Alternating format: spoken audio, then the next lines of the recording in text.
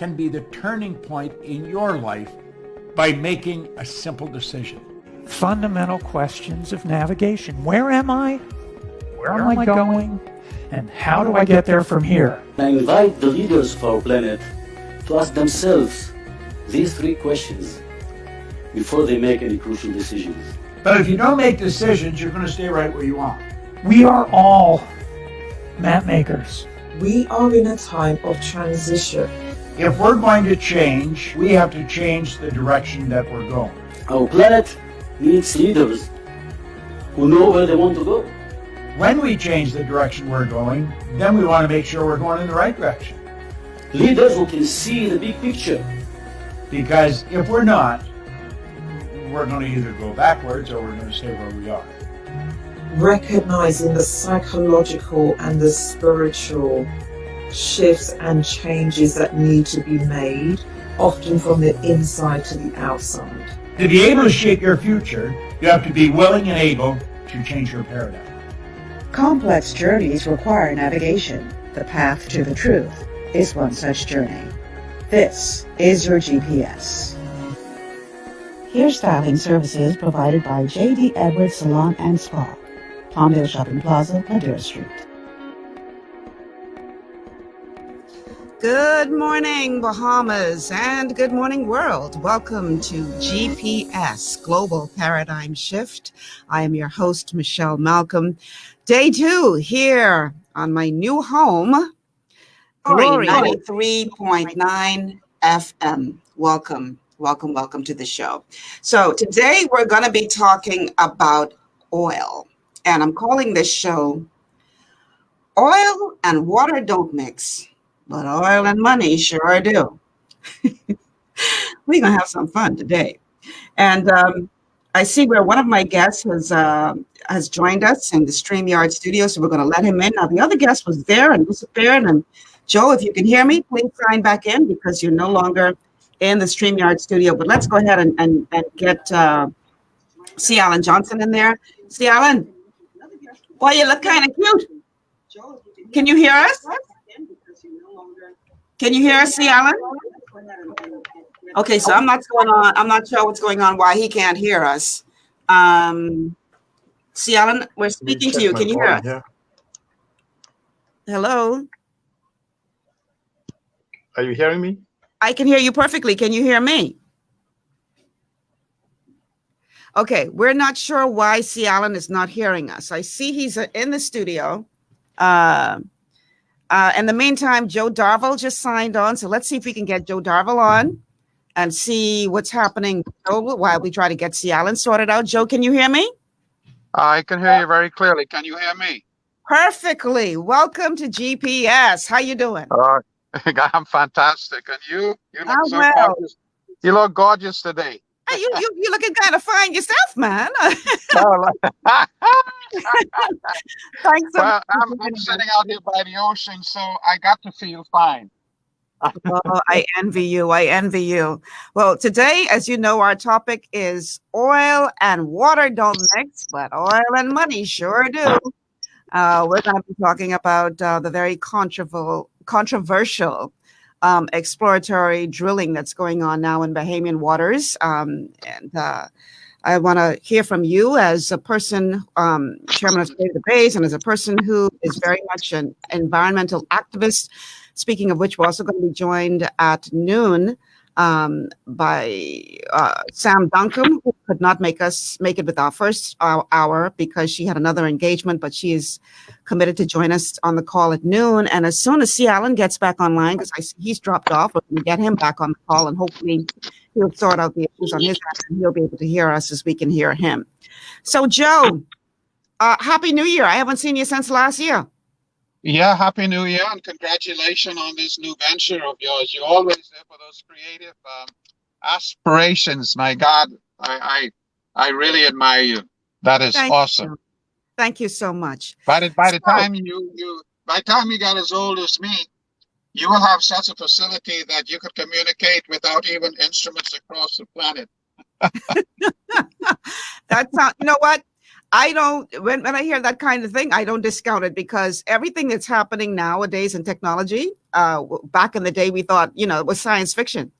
And now a lot of these things, like if I grew up watching the Jetsons cartoons on TV when I was a kid, and a lot of the stuff that was on the Jetsons that was like fantasy is very much reality today.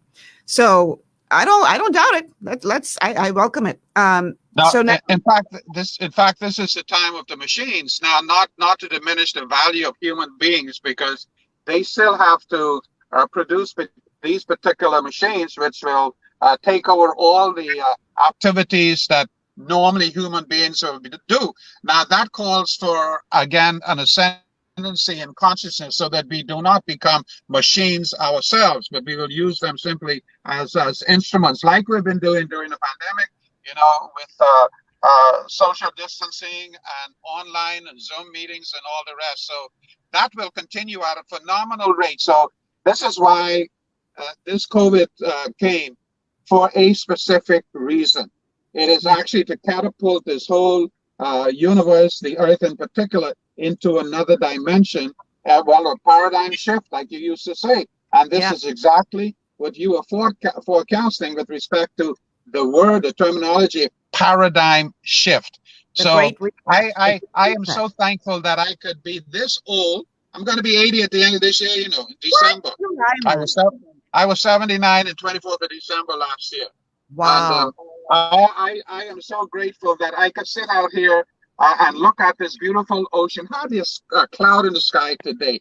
And this is why we cannot let foreign entities, foreign, what they call piratical people come in and destroy what God has given us, blessed us with. And we need to preserve it, particularly for future generations.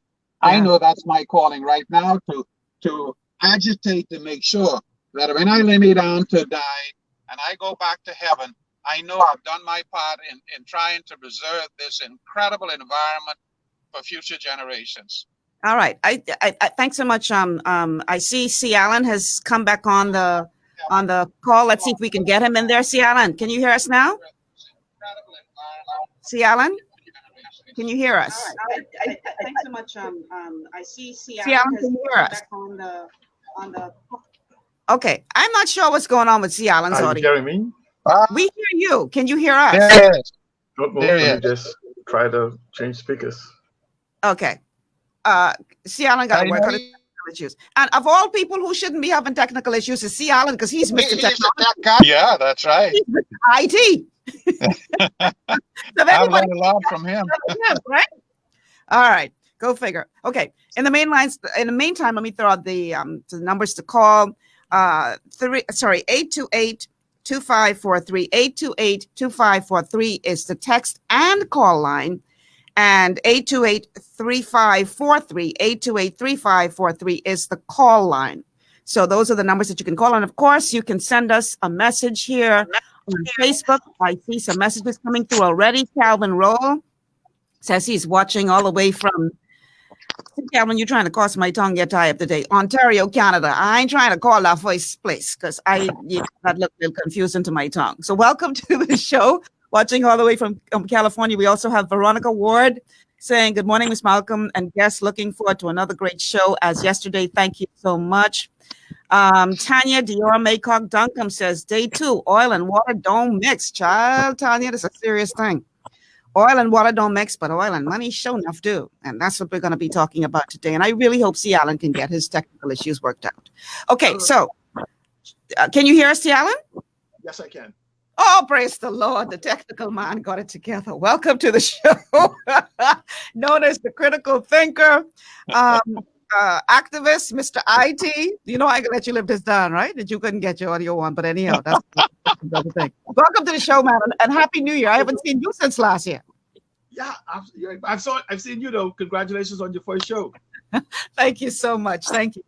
Okay, so gentlemen, we're talking oil today. Oil and water don't mix, but oil and money sure enough do.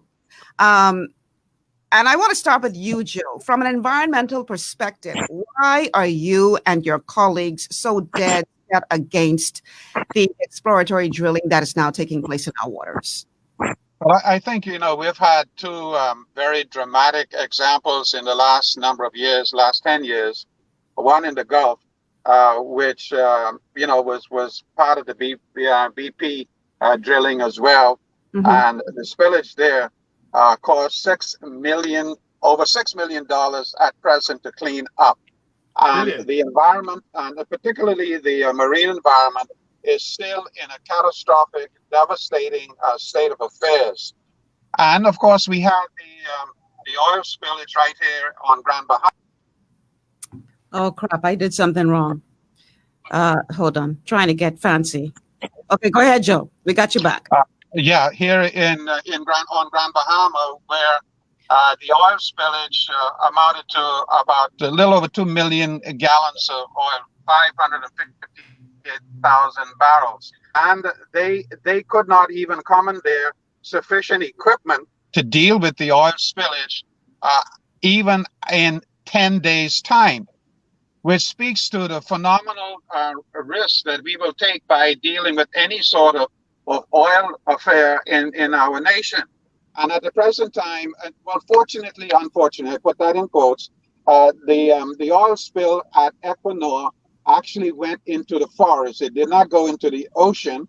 And that was simply because those caps on the oil tanks were only made to withstand 140 knot winds. And fortunately, they blew off before the tornadic action came, because when the tornado came, it actually pushed things out towards the ocean area. As you would see from the pine forests, they all lay from north to south, but the oil went into the north, which meant that the winds were then coming from the south at about 440 knots and blew it off. Now, I say that to say that, we still at the present time have hundreds of acres of pine forests and our wetlands being devastated by oil on the ground. And so far, there is less than 1% of that cleaned up. And there is very little, if any, monitoring of the authorities to make sure that that thing is done as it should. In fact, I've taken upon myself, I've gone out there probably 15 to 20 times, and I've taken upon myself to monitor exactly what is taking place there. I was out there about 2 weeks ago, and there was a team of people still working. They're only about 300 feet, 300 meters from the main road. And I would estimate that they have only cleaned up from the ground about 1% of that area. And you're talking about over 75 acres of wetlands. They cannot go in there because they will do more damage to the wetlands. And so the petrol that was seeped into those areas will penetrate our water table. There's no doubt about it whatsoever. There are fish trying to survive in that area. So I give that example to say that in the Bahamas, we have absolutely no means to deal with any catastrophic spill of oil. And we have an incredible, pristine 100,000 square miles of ocean. Beautiful, pristine ocean. And we would be damn fools if we are going to let the piratical people out of England or any place else and joining up with Bahamians to come here and do anything that's going to destroy this pristine ocean that we have, on which, by the way, our future generations must survive. By the end of this century, we will lose another 80% of our hard land, and we have only 6,002 acres of that. And therefore, we will be left with the ocean. We will become ocean-going people. And we must, by sacred admonition by the divine, we have the authority, the right to preserve this for future generations. So that will give you a kind of introduction to how we feel about this BPPC, we call it PPP company now, coming in here, and it's almost like a den of pirates, conniving with our Bahamians who were craving for filthy riches and therefore very little regard for the environment. And so we have to stop that. By divine admonition, we are demanded to stop such a catastrophic, nonsensical impact on our marine environment. Okay, so you said a moment ago that you brought up BP's history, that they have been involved in the past in accidents taking place involving oil. For the benefit of viewers and listeners who are not familiar with what took place in the past, what you're referring to, can you briefly tell us what that incident was? Well, I'm sure, I don't want to take over because C. Alan Johnson has probably even more specific information on that. And so I would like to take a little rest and hear from him, because all of us know who have studied and actually guarded the pristine environment that we have, and particularly Alan Johnson. So I would ask him to address that, and I will just fill in. See, Alan, go right ahead. Yes. The drilling ship that they had a number of incidents that was what is called preventable incidents that would have, if you apply it to this environment, would be catastrophic. Essentially, let's look at BPC. BPC is not an oil company in its truest sense, nor it is a production company. Essentially, BPC was nothing more than a speculation company going back to 2005 that basically had done nothing but basically came in. If you look at the history of this contract signing in 2005, essentially what you had was a company that basically had no assets, nothing more than an idea, whose entire premise was based on a lack of information that was in the Bahamian public domain. In their very statement, they stated that their exploratory exercise is based on documents the Bahamas government supposedly have lost in their archives during the storms of the 80s in the Bahamas. But that information is readily available in the public domain. The fact is that they are now in the area now, for those who may not understand, they are drilling in an area where oil has already been found. This is why when you begin to listen to their language, and I guess it's playing on the ignorance of Bahamians, they don't use the word wildcatting. They use the word spudding.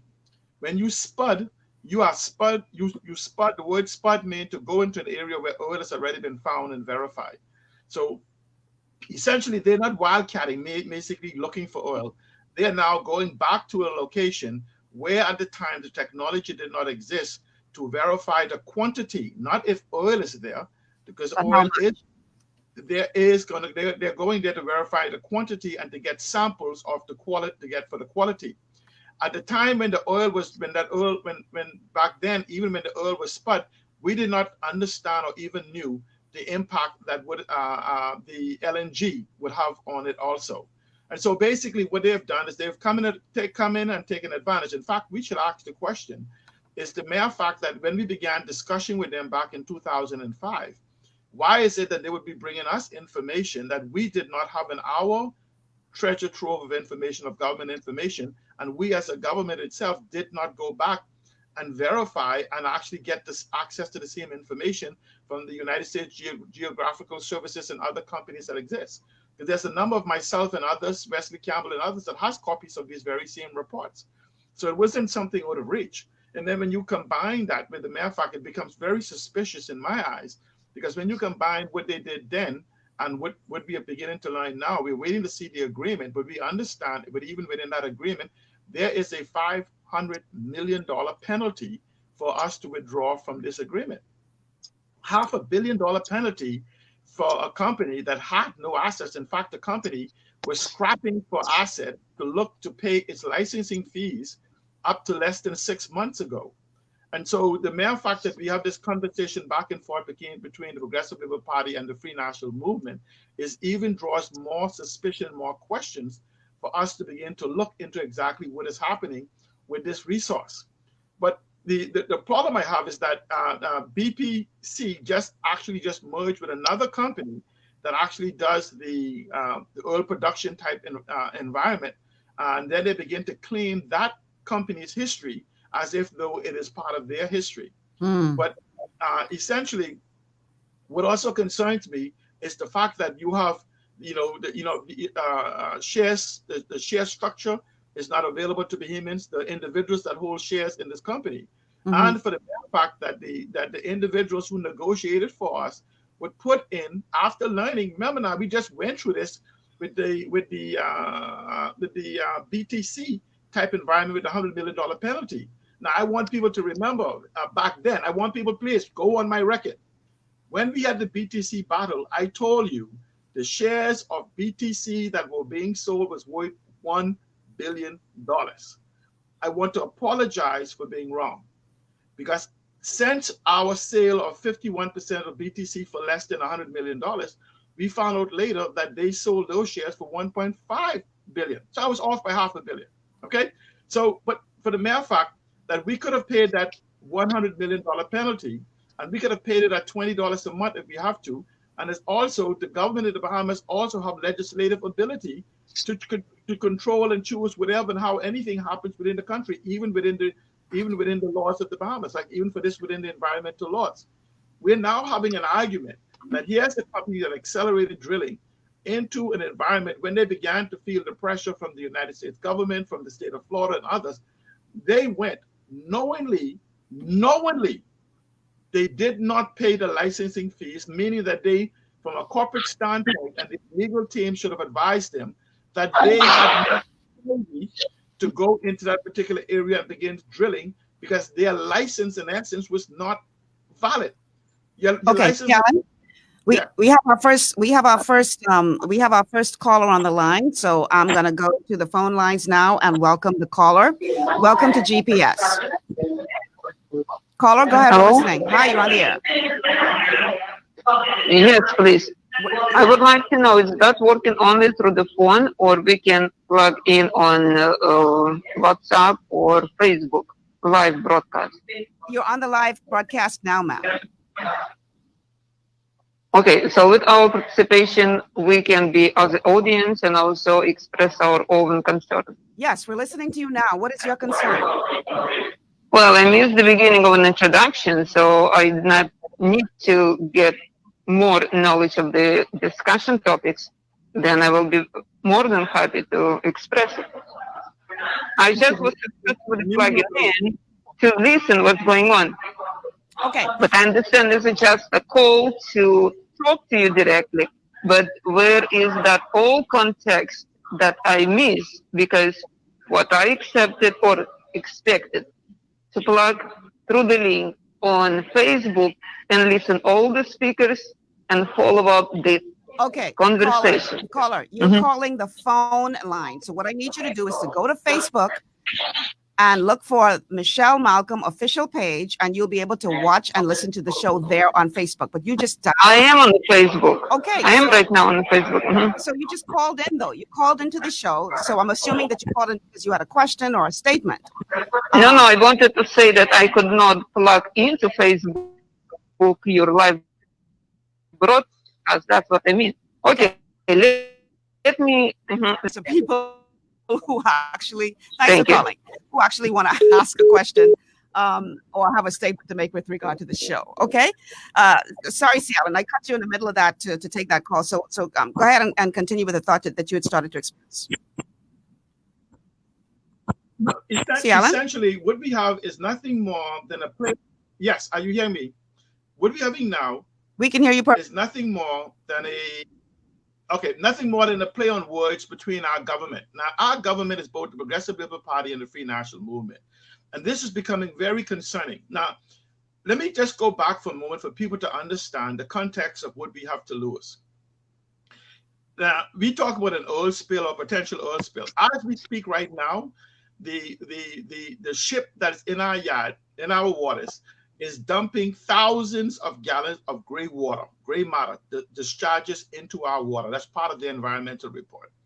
Thousands of gallons, right, very close to what is called our bed. We must understand that the Bahamas is the third largest nursery in the world for sea life. And so we have to understand the value of this $1 trillion resource, $1 trillion. We must also understand that the blue economy, which is something we are just moving into with the passing of the legislation of the fisheries bill by the Honorable Michael Pintard, gives us access to $1 trillion economy. And so when we look at what has already been found there before, there's no need for us to rush to that type of environment. Maybe in another 50 years or 100 years, if technology evolves, our children and grandchildren will have the ability to go and be able to tap into it if oil is still something that we use to make plastics. It definitely will not be something part of the energy type environment. But what happens now is that we are risking we hear us talking about the aragonite. We are listing billions of tons of aragonite, even at $1 each. The deposits we have in one area of there is 150 billion tons. So here it is. You have a company that's telling us that we'll get $5 billion over 10 years. That's $500,000 a year from a resource that is, according from the previous surveys, for people who may not understand, according to the previous oil surveys, when we tap into oil, the Bahamas may have oil reserves larger than Saudi Arabia. But yet, according to this agreement that they're saying, we will only get $500,000 a year. Don't you find that suspect? What is wrong with that picture? Because this is why, again, we must see that agreement that they're hiding. Here it is, that a government that came in on transparency, accountability, integrity, anti-corruption, freedom of information, and campaign finance reform said that has yet to meet any of those low-hanging fruits, is now refusing to provide any form of documentation that they say they sign on our behalf. Because again, the Free National Movement and the Best Commission in the Office of the Prime Minister, which in case people don't know, the Prime Minister in his utterances that he's against oil, every approval that this oil company needed to get could only be given by the Prime Minister, including the Best Commission, which is in his office. The Best Commission does not lie with the Minister of Environment, it lies with the Office of the Prime Minister. Crown Land, which happens to be the seabed, lies in the Office of the Prime Minister. The Prime Minister have constructive control of the waterways for ships entering and exiting the Bahamas. And so all of these things actually lies in the lap of the current Prime Minister, the most honorable Hubert Alexander Minnis. And so when we begin to have these convolution and conflation of arguments, it begins to cause one to become even more concerned. Let me ask y'all a question, because you know we all know that our economy has been decimated. It wasn't in great shape before, and thanks to COVID-19, our economy has been decimated. I mean, I'm not going to sugarcoat anything and call it anything than what it is. So there are some who are saying that, you know, y'all around here talking about, you know, the sun, sand, and sea and protecting our waters, etc. We need to eat. And if there's oil there, that will be a game changer for the Bahamas. That will take us from states of poverty from many to where many will now have much better lives. How do you counter that argument? If there's oil there that could benefit everybody, why are you against it? No, let me counter that argument, because for the next 10 years, the Prime Minister, for the next 5 years, the Prime Minister of the Bahamas has promised $25 million to this economic funds. They're giving us $500 million. Let's go back and we just say would be out. The problem is those individuals either is ignorant, short-sighted, or just liars if they have information. Now let me quantify that. The Prime Minister of the Bahamas sits on a few million acres of crown land, many of it beachfront and the likes. I can document for you well over 90 resources worth in the trillions of dollars. Let me use one of them. One of them is called carbon credits, for which the Prime Minister himself and the Right Honorable, the Most Honorable Prime Minister spoke about, and the Honorable Michael Pintard mentioned in his contribution in the range of $6 billion. But what is carbon credits? The Bahamas happens to be a carbon sink area for using our mangroves and our seas. If we was to pass a law like we did for turtles, dogs, and sharks in 10 minutes, we could begin to sell that $6 million carbon credits. I have information and documentation from environmental groups to show that the carbon credits produced in the Bahamas is in excess of $10 billion per year that we just let expire every single year. But let's talk about $10 billion, C. Allen, with a B? With a B, $10 billion. Let me give you all a secret. Let me give you a secret that a lot of people may not understand. We're talking about aragonite. Do you know we talk about the billions of tons of aragonite is produced in the Bahamas or has been produced in the Bahamas is actually also carbon credits? We could sell the carbon credits from the aragonite. Let's use the Myers report for where there's 150 billion tons of aragonite over there by Ocean Key. The value of that alone at $1 is $150 billion. the carbon credits value of that which is produced is also in the billions of dollars per year, which if we were to even get $1 billion a year from our carbon credits, doing nothing, absolutely doing nothing, from the green mangroves, red mangroves to black mangroves, we could collect $1 million a year from $1 billion a year, $1 billion from doing nothing but selling carbon credits. But when you look and examine the fact that aragonite is nothing more than a combination of radiant heat, the sea, and carbon dioxide in the air that combines, causing the aragonite to fall, which produces a carbon, what we call aragonite, which in essence is also a carbon capture device. That there alone is in the billions of dollars. We have 90 plus type of resources that in immediate value is in excess in the billions of dollars. Now let me give you just one more example of that. The Prime Minister sits on millions of acres of crown land. I want people to get their calculator. If the Prime Minister today was to move 50,000 acres of crown land into a sovereign wealth fund environment, getting a proper sovereign asset management company to come in to manage for the development of that. Let's use an example, beachfront property, an acre, prime, $300,000 per acre. 50,000 acres times $300,000 will net us $15 billion value in a sovereign wealth fund. $15 billion that he could do in 24 hours. 24 hours. So that's how we talk about capitalization. I could go through tremendous resources that the Bahamas have that we could leverage right now. We talk about the blue economy and the green economy. The blue economy in the Bahamas. Why is this not happening in your opinion, C. Allen? And I want to get I want to get Joe back in on this conversation because, he's been sitting there for a while. Why do y'all think this is not happening? Why do you think that everybody is saying not everybody, but the decision makers are saying the oil is the way to go and ignoring all these other natural assets that we have? Because they have constructive control of the economy, and that the things I spoke about can't be hidden. They have constructive control of the economy. Just use the oil. So what you're trying to say, C. Allen, you're trying to say there's corruption involved, and this is why they're trying to keep things in the dark, because then it's all in the light. They can't maneuver where they want. Let's speak plainly.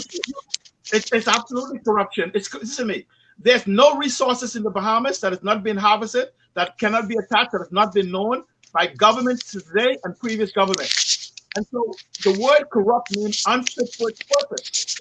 But the problem is that they want constructive control of all of our resources. They want control of the harbors. They want control of the oil. They want control of the aragonite. They want control of everything, as opposed to coming to the people. It's just that we are now moving into the information age, that we are now having the ability to look and verify these various different things. COVID has escalated the need for us to look at the entire Bahamas or reimagine the Bahamas. In doing so, there's a number of us who have been talking about this for 2 decades now, and they have blasted us in the newspapers as being liars, delusional, crazy, whatever. Mm-hmm. Now the internet is coming to reality to bring this information in the public domain, that we can see that this is true. And so when you talk about the blue economy, the fact now that the Bahamas is now protected exclusively for Bahamians, if I wanted to put a young Bahamian into the blue economy now, say in the fishing industry, it is no problem for me now to go into the US or some other place, ask a person if they're willing to pre-purchase, say 7 years of fish from them for $75,000. Take that $500,000, buy their boat, equip them with everything they want. They could go into the blue industry, make $200,000, $300,000 a year on their fishery, deliver $75,000 worth of fishery to whoever they have the agreement with, and still make a tremendous amount of income.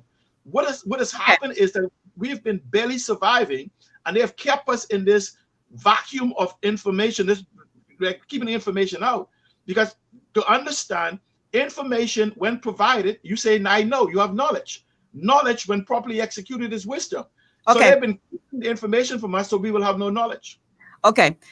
We have another call coming in, so I'm going to answer this call now. Why didn't I answer it? I'm trying to answer the call here, guys. Okay, for some reason it didn't pick up. Okay, so let me get Joe in on this while the technicians are trying to figure out what's happening with the phone line. Let me thank Joe while I have him here. Let me say something. For his stellar work that he has done for the decades in regard of fighting for and preserving the environment is what Harvard here today to fight for something. If somebody didn't stand up for it, to protect it and push back. I'm simply saying to Joe, from this point on, my generation and the generation after that you've been nurturing is going to come to a realization of what the Bahamas is, and your work will not be in vain. Okay, this is Joe. Let's get Joe in on here at Sea Island. Okay, so that was the text line they were calling. I see. Okay, Joe, let's get you back in on this conversation. Okay. Yeah, okay, Michelle, you can hear me? Yes, I can hear you. Okay. Well, I underscore everything that Sea Island has said, and we have to go back and realize that this whole phenomenon of majority rule is a fallacy. We never had majority rule.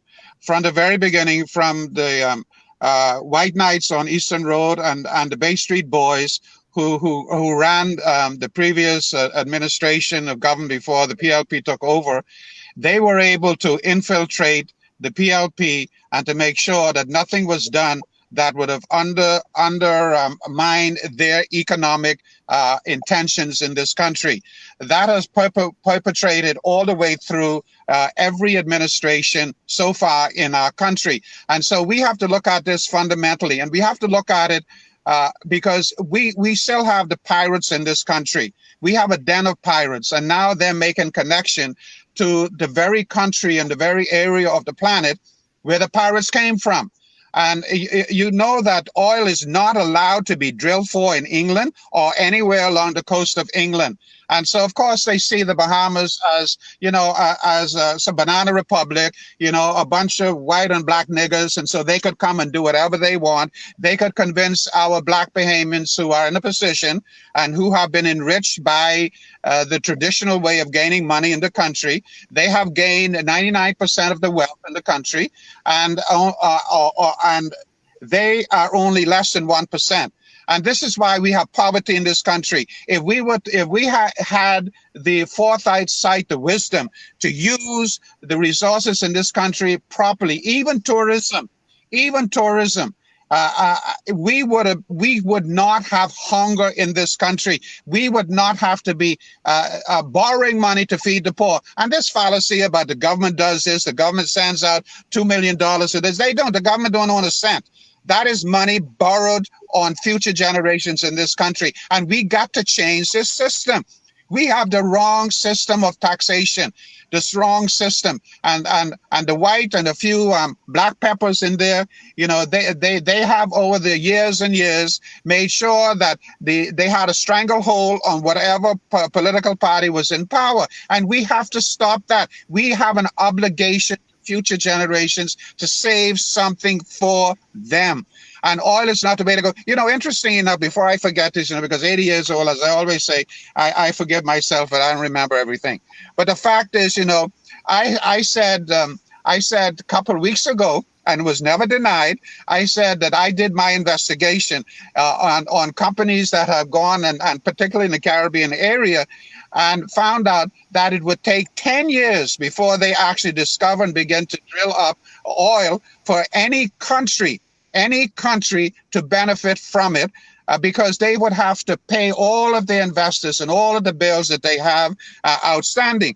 And interesting enough, just yesterday, Potter came up and said that the Bahamas will begin to benefit from it 6 years from now.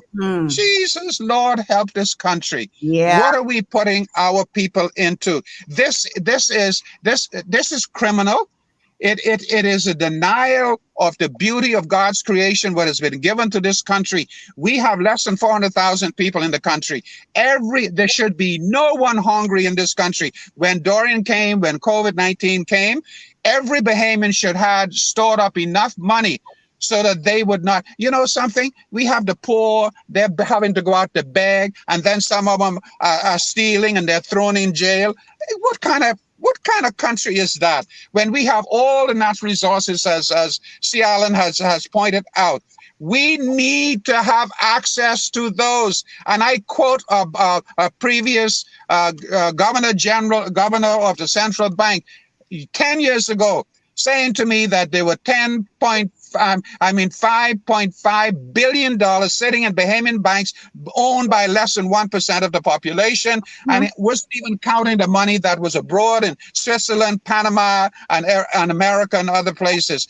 That's what we need to get at. We cannot tolerate this foolishness from politicians, denying our people from living a respectable life, void of poverty, not having to steal. Some of them don't even have water. They have no fresh water. They don't have no electricity. For God's sake, where is our sacred oath to protect the interests of our people? We have to take a break. So we have to begin now. All of this stuff, COVID and Dorian, if that doesn't teach us a lesson, and Equinor hasn't, we have three phenomenon right here in the Bahamas in the last 2 years. And if those phenomena are not telling us to, hey, clean house, look at where you're going, and begin a totally different regime in terms of how the resources, and I totally agree, we have enough aragonite in this country, and aragonite is forever renewing itself. And why do we want to go the way of oil? The potential, something? We fought Walco here from spillage. Joe, we have to take a break. Take a break. I need one. But there's a lot you guys are touching on that I want to dive into deeper on the other side of the break, because here's the deal, y'all. Oil is something that most of the world is moving away from right now. So why are we moving towards it? The point that Joe made about the handful of people having all these huge bank accounts abroad, I dare say that is a system that has been allowed to thrive for generations, and this generation intends to keep it that way. But unfortunately, they are facing a generation of people on the outside who are saying enough is enough. Time for that game to stop. We're going to talk about it on the other side. This is GPS, your global paradigm shift. I'm Michelle Malcolm. Stay with us.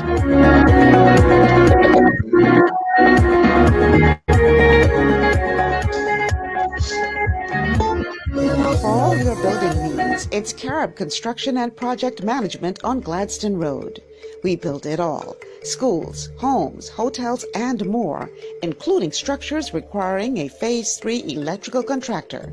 We also provide project management services. The first step towards your dream building begins at Carib Construction and Project Management. Call us at 376-1556 or 341-4466. At Lee Air, safety is our #1 priority. Flying since 1996, we offer scheduled flights into Fresh Creek and Mangrove Key Andros and Great Harbor Key, Berry Island, twice daily, 7 days a week. Affordable charter services are also available to anywhere in the Bahamas and the Caribbean. Lee Air Charter Services. Call 225-3267, 702-7127, or 322-1317 for reservations.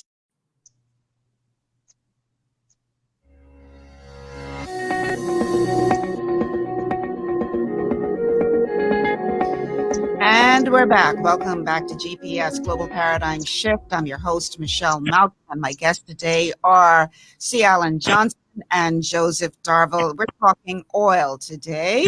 Oil and water don't mix, but oil and money do. That's what we're talking about. Our phone lines to call: 828-3543. 828-3543 is the call line. So that's the number to call if you want to ask a question or make a statement on air, on the radio. And our text line is 828-2543. 828-2543 is the text line. And you can also send us a message via Facebook. Speaking of which, let's go to a couple of these messages now that have been sent by those of you watching via Facebook. We see a lot of people sending shout outs from all over the world. Hi, Tim from Africa. I saw somebody from Canada, somebody from Michigan. So welcome to the show, everybody. Bishop W.S. Henschel said earlier Good to have you and Paradigm Shift back on the airwaves. The nation will be better. Thank you so much, Bishop, for your support. Merlene Evans says, preach on, sir. They need to stop covering up. Bruce Swigger says the deal they made, we won't see a dime of that money. Boy, Bruce, I pray and hope you're wrong. Bertha Smith, yet some Bahamians are saying Minnis deserves a second term. They are all the same. Still think Minnis is the worst one. Wow. Natalia Russell. Now, Natalia, I try to pronounce your last name, so sorry. One, we have elected government and support the government system, which cannot act independently from the world order. Two, at the same time, you're asking for democracy. Three, you must start from effication in world governing science. Thank you so much. Bruce Swigger Sawyer again says every Bahamian needs to know this information. And Natalia again says, yes, we must develop and nurture a young generation wisely, who is QQQ, who is truly and really acting as true Democrats and independents from personal addiction to the country wisely. Okay, I'm not sure I fully understood that one. Final message, and then we're going to go back to the guest. Bruce Swigger Sawyer says we are moving towards it because our politicians have made deals with BPC companies so they can make millions off of the deal. Okay, so let's go back to our guests. So, we've been hearing what you guys have been saying on this show for quite some time. This is nothing new. This is not, some revelation that is all of a sudden coming to the fore. And I'm sure if you know it, and I know it, and the general public knows it, then they know it too. When I say they, I'm talking about the leaders of the country. I'm talking about those who have signed the agreements for this exploratory drilling to continue. I'm talking about those who will benefit from this. So why is it that, in your opinion, gentlemen, why is it, and I think you touched on it earlier, C. Allen, you said we can't hide the carbon credits. Whereas you can hide a deal, you can not make public a deal as it relates to the oil drilling. You can't hide carbon credits. So are we dealing with a matter of, let me go back. Let me put it this way. You say we may have more oil than Saudi Arabia. And Saudi Arabia, we know, has benefited tremendously from their oil industry. But there's a major difference between the Bahamas and Saudi Arabia. And it all goes back to the question of governance. I remember seeing an interview with a gentleman from Dubai talking about how they were able to transform that economy. And one of the things that he said is that one of the reasons why we were able to do this so successfully is because we do not have corruption in government. So we have a government whose main interest is to do the best for its people, to advance the nation. And this is why we were able to turn this economy around, because it's not just a matter of having access to the resource. Look at Africa. You could have all of the natural resources in the world, worth all the money in the world. But if you have corrupt people responsible for that, I don't want you to believe for 1 second you could get a dime out of that. How do you gentlemen respond to that? Let me first respond. Just let me say one thing I want people to understand. There's a concept that power corrupts, and absolute power corrupts absolutely. That's a wrong statement. Power does not corrupt, nor does power corrupt absolutely. Power reveals.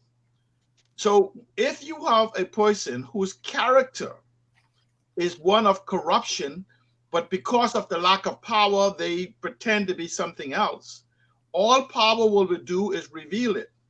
And so when you begin to look at what we have gotten in governance, power did not change any of them. They were exactly who we sent to Parliament, that power revealed who they were. And so when you ask, so why don't you do the oil? Because when you start talking about billions and trillions of dollars, a corrupt mind cannot see the power of collective empowerment. It's a selfish, me, and they cannot see beyond the cave for which they exist. They see no one else. And so essentially we have been sending people to parliament whose very character doesn't match their reputation. They have been very careful in cultivating a reputation which people get to see, but character is who you see in the mirror. And so we have to now begin to closer scrutinize the very reputation of the individuals, because it just may be a facade.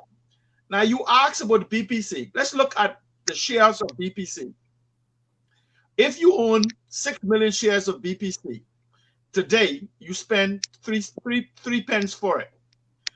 If, when this verification process happens again, this is not about finding oil, this is not wildcatting, this is about spudding. Spudding is going to where oil has been verified. So when you spud this well and you verify it, your share value jumped up to $100. So you have just went from having $600,000 or $60,000 into the billions of dollars when you look at the shares times 100. So essentially, an individual can go from having a few million shares, 60 million shares or whatever, to be worth $6 billion on the day they declare this value shoots up.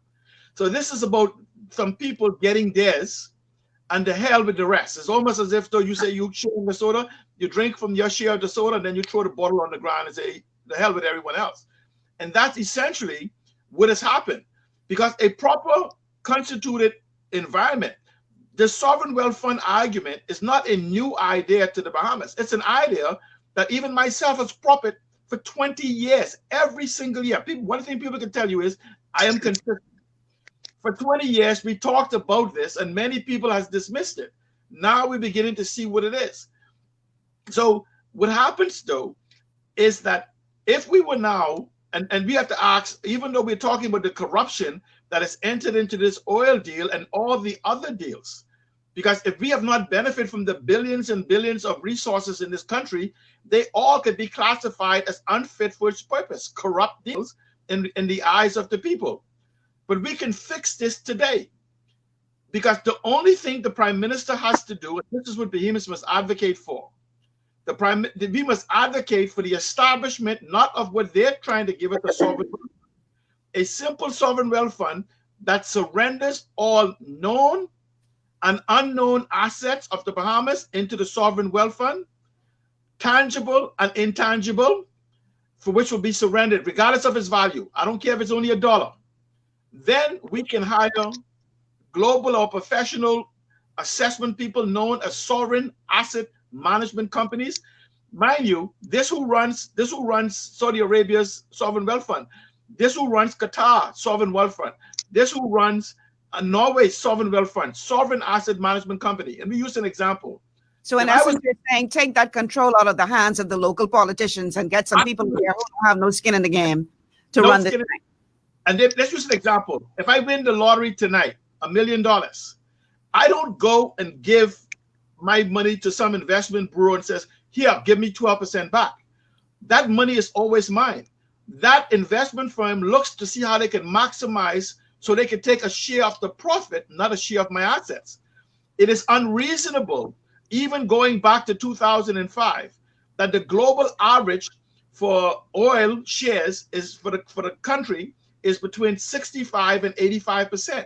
How did we start at 12.5% against the advice? If you check the record of this, we had some external advice that recommended our share pricing, and the government in the Bahamas ignored the advice of our advisors and decided on 12.5%, and then put a poison pill in for $500 million. That could only be corruption. And my point to you is this: we've had an F&M administration since that deal was signed. We have had a progressive Liberal Party administration since that deal has been signed. And we have also now have another Free National Movement thing. And this document has been on the desk and has been extended multiple times across administration. So the question is, how is it now that we want to let them sell us this argument that one side did not know it's a bad deal? If you played 10 years on the job and now to come and say you are ignorant, then you are unqualified to make movement forward. Because if you had the information and you are still ignorant of it, or lying, then you are unfit to govern us any further. It's plain and simple. We need a new mandate for the resources now to be aware of it. Just, if you use a sidebar again, in the House of Assembly, you had a commission that comes in, the committee, who came back and says, oh, we have 12 resources. Well, how is it that someone outside without access to the information they have could name you 75 resources, 75 or more? So the mere fact is either something is wrong with that committee, something is wrong with government. The mind you, government is the millions of dollars that we spend every year in the civil service and professionals and advice to not know what is happening within our country. I say to you, it's marketing to distract us again, to turn us PLP against FNM against DNA. Continue moving forward with whatever they have planned. If you want to learn how to pivot and point and distract and smoke and mirrors and all that kind of stuff, word to all politicians around the world, come study our politicians. They know how to distract. They are experts at that. And I want to encourage our people to stop allowing them to be so good at it. We need to start making our leaders, whether they are in government, in opposition, hopeful, whatever, be accountable to us. Be accountable. You need to come to us and you need to explain to us what your position is on the policies that matter, the policies that are going to take us from one place to a higher place in this country. I don't want to hear the rhetoric. I don't want to hear the propaganda that they come up with during elections season, or the fancy slogans, because slogan ain't putting no food on my table. We need to make these people accountable, make these people come to us and say, this is my position on this particular issue. This is how we intend to deal with it. And I can then make an educated decision as to whether or not I am in agreement with your position on this particular policy. Until we get to that place in this country, forget about it. We are going to be going back and forth like a pendulum, back and forth between the two and not going anywhere. We need to make these people accountable. Now, we have to take a commercial break. When we come back, I believe we're going to be joined on the other side by Sam Duncombe as well. She had a previous engagement and she couldn't get out of it. So now she's hoping to join us at 12 o'clock and she will bring her view to this conversation as well. I see, Joe, your video has been freezing a lot, so I'm not sure if you're having some technical issues. Hopefully you'll get that sorted out as well so we can get you back in on this conversation. Stay with us. I'm okay. Make sure that you like and share the show. Like and share the show. Let everybody know GPS is on the air. We're talking some real talk, people. We're getting the truth out. And we need you to like and share the show to let everybody know what's going on here. Stay with us. This is GPS. Your global paradigm shift. We'll be back after this.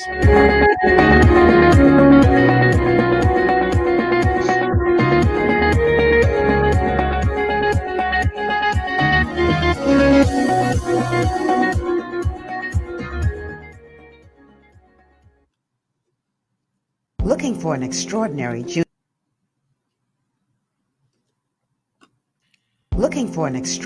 junior high school with caring, qualified staff and affordable tuition? Then come visit us at Elite School of Excellence, an affiliate of First Step Academy. ABECA-focused and Ministry of Education approved, we foster discipline, integrity, and wisdom while molding our students for success. Call us at 341-8846 or stop by First Step Academy schools on Fire Trail and Soldy Roads for more information. Escape from the city life to Bacon Air Beach Resort in Pirateswell, Mayaguana. Relax in one of 16 air-conditioned rooms just steps away from the ocean. Enjoy scrumptious dishes in our waterfront dining room. Sip on a tropical cocktail, or if you must, stay connected with wireless internet. Nestled on one of the most beautiful beaches in the Bahamas, Bacon Air Beach Resort offers a unique vacation experience. Ownership or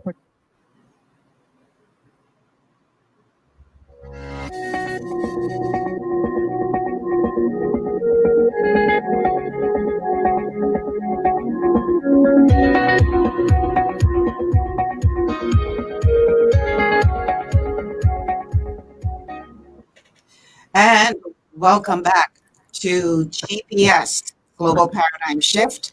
I'm your host, Michelle Malcolm.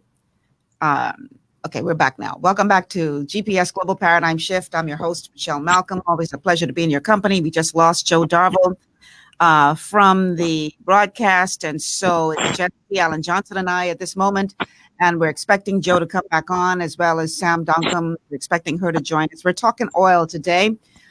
Oil and water don't mix, but oil and money sure enough do. And we would like to hear from you. Our telephone lines are 828-3543. 828-3543 is the number to call. And our text line is 828-2543. 828-2543 is the text line. Would love to hear from you. Let's take a look at, I see where Joe is back. So let's get him on the stream. Okay, so let's take a look at some of the comments that you guys are leaving on Facebook. Dwayne Marshall says, Perry has all his connections with Brave. We will never get the proper treatment under Menace or Brave. It's a comment from Dwayne Marshall. Merlene Evans on Facebook says, get rid of them all. That's a comment from Merlene Evans. Let's see. Emerson Stanton Roll. It's also sending a message, and we have a caller. Okay, we have a caller. We're going to take him in a minute, but the comment from Emerson Stanton Rolls says, Dwayne Marshall, you really need you really know a lot of what is happening behind the scenes. Can you verify these things you are saying? I hope you're not smoking cigarettes, because that causes some people to imagine all kinds of preposterous stuff. Bring facts. All right, let's go to the phone lines. We have our caller on the line. Caller, welcome to GPS. Yes, good morning, Michelle. Great show that you're having. Thank you. Okay, first let me say this, and I respect what you said about the politicians, telling the people how they feel about certain issues that they have and how they're going to deal with it. The thing is, our politicians, they would sell you a story. Like, for instance, the administration that we have in power right now. When they were coming in, they talk about how the previous administration put taxes on the back of the poor people, and they come and double the taxes. See, what they do is they sell you stuff, and when you buy into it, they don't live up to their word. So how are we going to change that mindset? How are we going to change that? Is there a way that we could hold them in some way to what they promised to do? What are we going to do? Good question. Thank you so much for calling. Gentlemen, how do you respond to that caller? Well, Michelle, can I step in there? Can you hear me okay now? We can hear you perfectly. Oh, okay. I think what we need to do is actually, if you're going to have people who are going to represent the body of people, and we have less than 400,000 people in the country, and we have God knows how many people in Parliament. We don't need that many. We only need about 12 wise, educated individuals in the country to run the country like a business. This old-fashioned way of that we inherited from Great Britain does not work. It will not work in this country. And so we have to change the whole dynamic of how we're going to represent our people. One of the problems we face is that many of our politicians are not highly educated, and if they are educated, they are not wise. And you have to, if you have a smattering of knowledge, but you have no wisdom, then you could become a damn fool. And so if you go back to the time of Solomon, Solomon had everything. He owned everything. He had the power to sever a baby in half to two potential mothers who were craving the child back. But he couldn't do that because he was too wise. And so, you know something? What did he ask for God that he didn't have? He asked for wisdom. Wisdom. Go back and read Solomon's story. Our politicians are uneducated. They have no sense of appropriateness. I have been so disappointed in the recent years, whether it's going to be in the BLP or the FNM, with the young people who have gone into Parliament. I had my high hopes that they would be transformed. They get in there, and it's a mixed match of total ineptitude that overtakes individuals who seem to have had the country at heart. That cannot continue to happen. We have inherited a piratical type of administration from way back from the the first political party. And when we came in, we thought that, hey, we had it all because black people were going to be in charge. Baloney. That did not happen. In fact, Majority Rule Day was one of the most dismal days energetically that I've ever seen in this country, because no one believes in majority rule in the country. And so what we need is to have educated, and we need to, if I were to give a recommendation when we follow it, I would say disband with Parliament totally, get 12 men and women who are wise and educated and know every in and out of the country, because right now, none of them have a handle on what they're doing to this country with respect to what we're going to pass on to future generations. That is our concern. Whether we're going to allow this country to be destroyed, the only thing that is given us by God Almighty, 100,000 square miles of ocean, very little land, and we will become like Noah in the old, we'll become seagoing people, because the lands will be flooded again. Like the island I grew up on, Long Island, the 125, 30 feet, it was covered in the ocean before. I dug up conch shells from in the rocks. So these islands will not be here as far as hard land. And so we have to look at wisely why we get letting damn fools like Potter come into this country and dictate to us, treat our people as if, they are no good. They call us squealing pigs. They call us that hey, we have no concern about all the wealth that we could get from oil when we cannot even get one dime before 10 years, even if they found it. Well, like C. Allen says, they know oil is there. They're not prospecting. They know oil is there. They know it to the number of barrels. And why dig into the belly and the bosom and the breast of Mother Earth when we got this beautiful ocean to preserve? We have enough resources within the ocean to feed 1 million people. Look how many tourists we feed, even though we have to import food. But we have neglected the agriculture, we have neglected the fisheries, we have neglected all of the natural resources that could benefit. And like someone said yesterday, we need to train our people to become boat builders, become fishermen, to become divers, to become people who take care of the environment, to develop places where people can go and relax and get rid of all this tension and anger that causing us to kill our children, kill our wives and husbands and so forth. We need a paradigm, a total shift. My God, I wish I could take all of those people in Parliament today and take them to some place out on a beach and baptize them in the salt water and see if they come up with any more sense than they are perpetrating now. I stop there. Don't laugh at me. I'm serious. Don't forget it's a gospel station now, so be careful. I want you all to get too excited here. Right? I thought you were going to say something else. Baptize them in salt water, my Lord. That's cleansing now. Why do you think I'm out here by the ocean talking to you? Look over there. Look at that beautiful ocean there. You see it? Well, we see your finger, but we get the idea. Okay. Oh, look at that. Look at that. Hey? We see it. Oh my God. Yeah. God has so blessed us, beloved. We truly are a blessed nation. We truly are a blessed nation as it relates to the natural resources that the Lord has blessed us with. We are a blessed nation. And honestly, I believe that there is very little excuse for us being in the condition that we are in now. It just shows me a lack of creativity, a lack of thought. Wisdom. Yeah. We have another call coming in, so let's go to the phone lines. Caller, welcome to GPS Global Paradigm Shift. You're on the air. Okay, thank you. This is a very timely show. I want to applaud you, Malcolm, for your GPS show. Thank you. I hope you're recording this too, because I think it should be aired on our station, which is ZNet, not the government station. See now, okay. I don't want you cost me get kick off the station in my first week. All right. But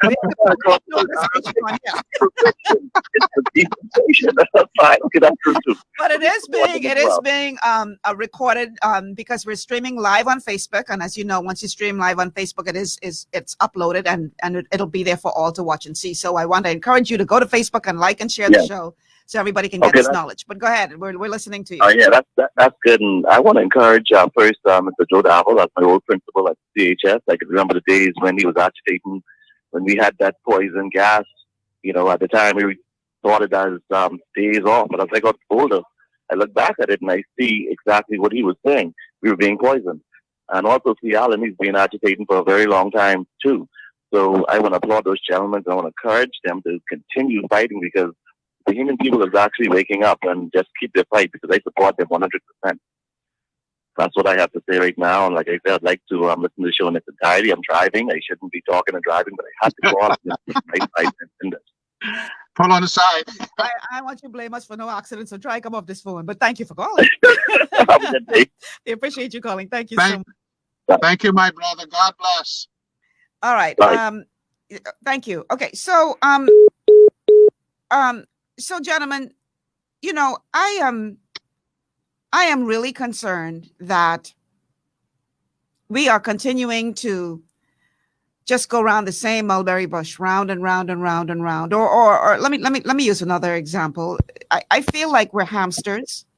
You know, the hamster in the wheel, and it's running and running and running and running and running and running, and it ain't going no further.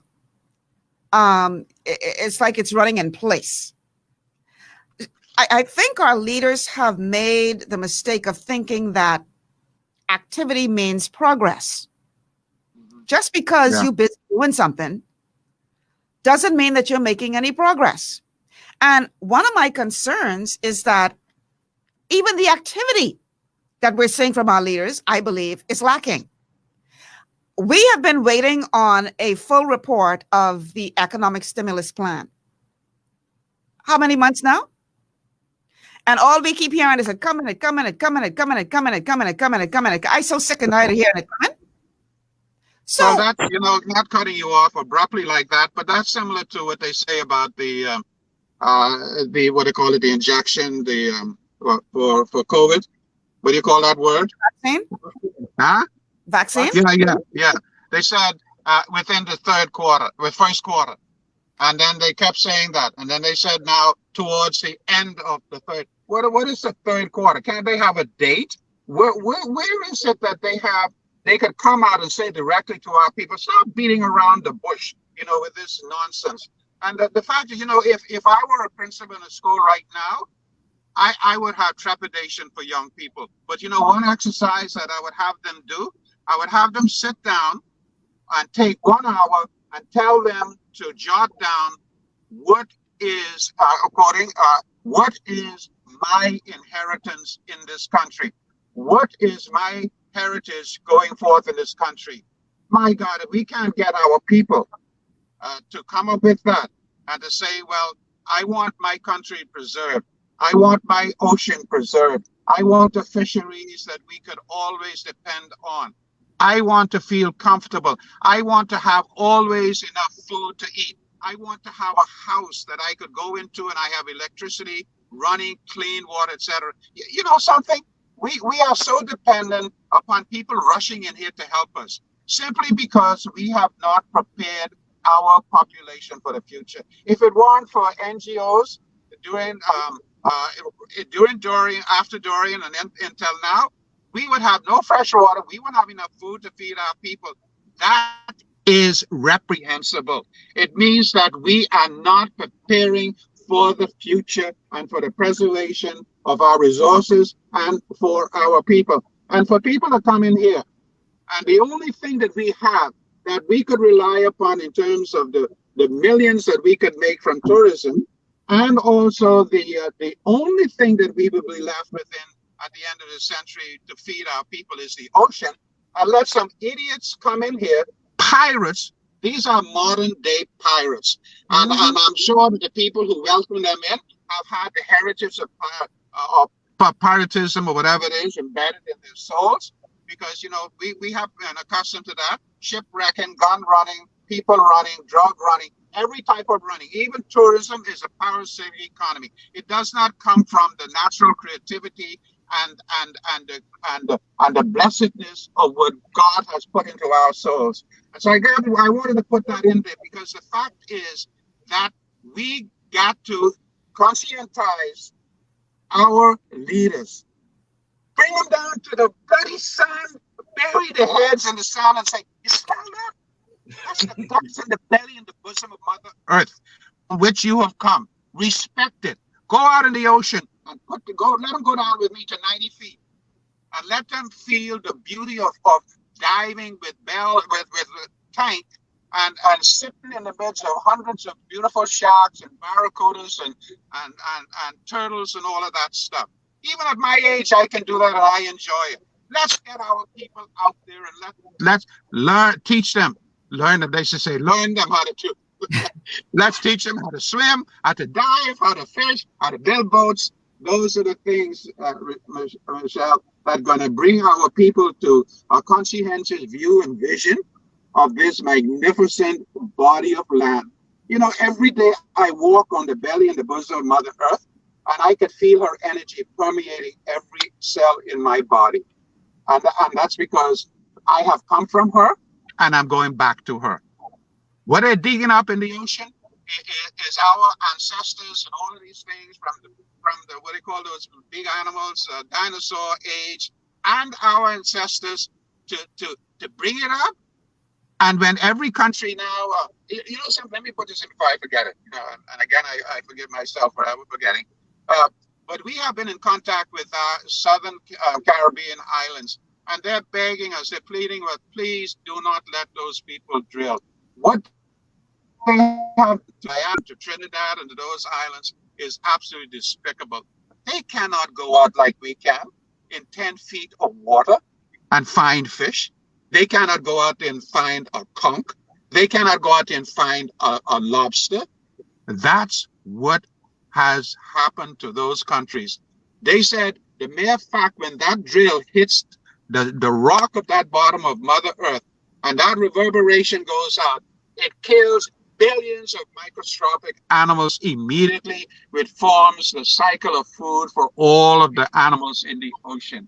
Why are we letting people do that? Why are we letting Potter come here and they demean us? They tell you, well, who are we? We set them in houses and we looking down in the ocean and we don't care about the future. Did y'all see the video of Potter saying that they're going to be selling oil straight off the back of the boat? Did you guys see that video? This is where it begins to become hilarious, because you know why? They don't have the money, the resources to build the proper infrastructure for pumping oil. That's right, exactly. Michelle, let me say this to you. Let me paraphrase this. It says that if you're not prepared to fight for the future, you don't deserve it. If you're not prepared to fight for the Bahamas, we don't deserve it. Amen. Repeat that, please. If you're not prepared to fight for the future, you don't deserve it. If you're not prepared to fight for the Bahamas, we don't deserve it. Amen. What happens is, here's a little note. Do you realize that the same time that we start drilling in the Bahamas, they begin to feel seismic activities in the state of Florida that no one could explain? Mm-hmm. Yeah. In fact, my family living over there had the same feelings. Yes, because what happens is, what they don't tell us is that we share a plate with Florida.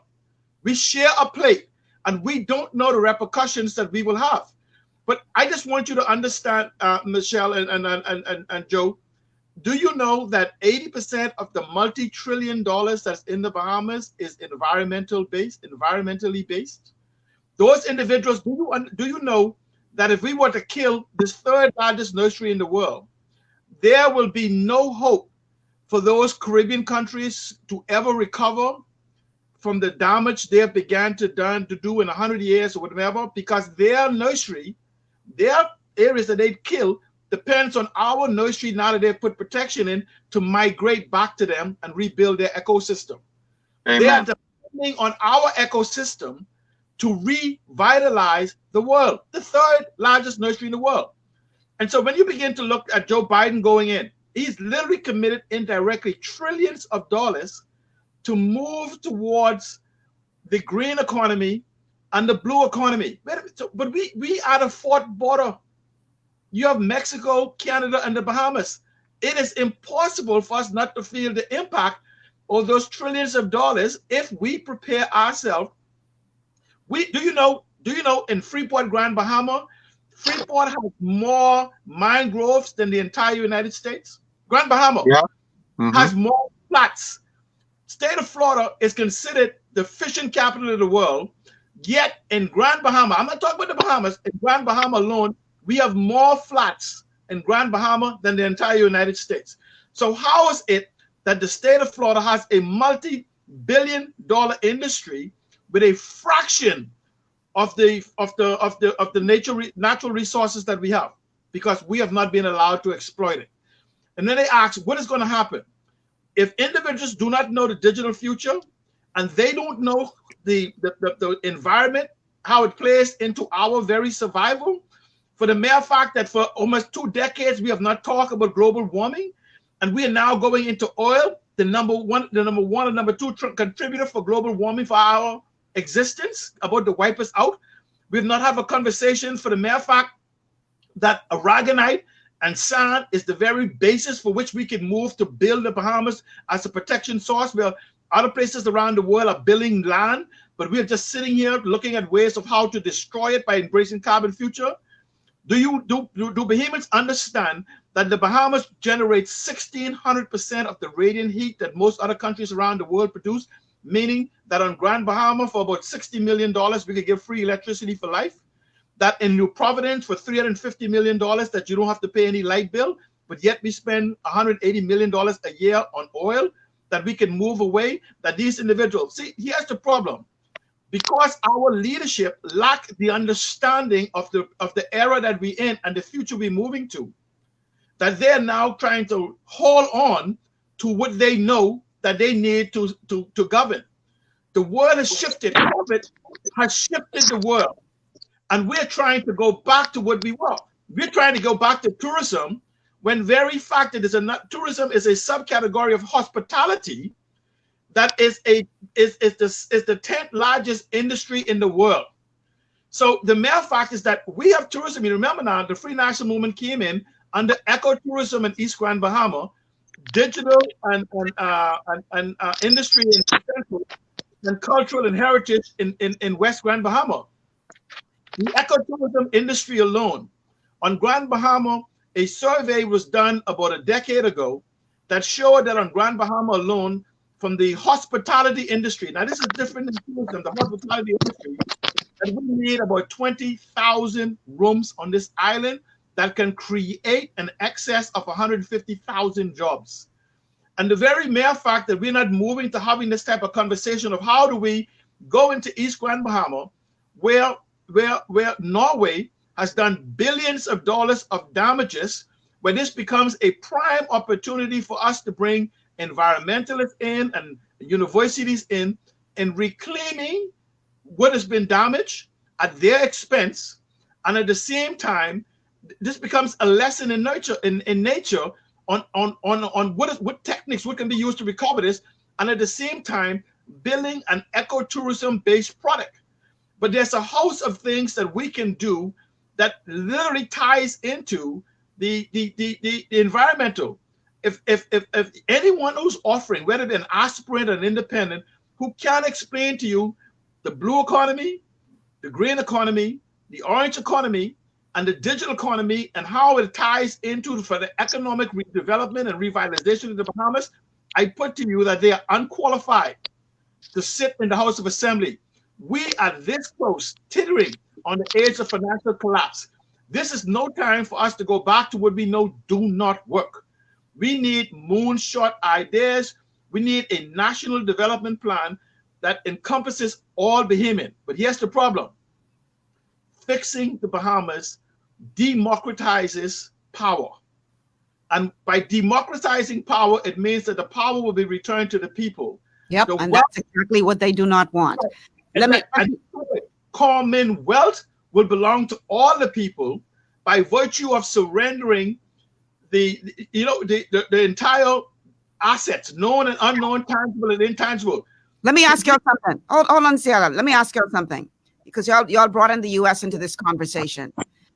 I have been advised that one of the reasons why this was not acted on under the Christie administration is because the United States advised Christie and his cabinet, as we have heard in recent times, members of the U.S. Leadership say that, if something goes wrong, we gonna hold y'all responsible. And I understand, I've been advised that that is one of the reasons, if not the main reason, why the Christie administration backed off from this. So now we come to the Minnis administration. We're hearing these same kinds of warnings from the U.S. If something goes wrong here, we holding y'all accountable for this. We holding y'all responsible for this. But they have decided to proceed anyway. Now, let me ask you this. We like to pretend in this country like we are living in a vacuum all by ourselves and that we are not impacted by international relations and what happens around the world. But that is quite frankly just not true. Should we be concerned that because this administration has decided to proceed anyway, that we can expect now to get some kind of spanking from the U.S. because we did not heed the warning, as I've been advised the Christie administration did? Let me respond to that before you comment, C. Allen.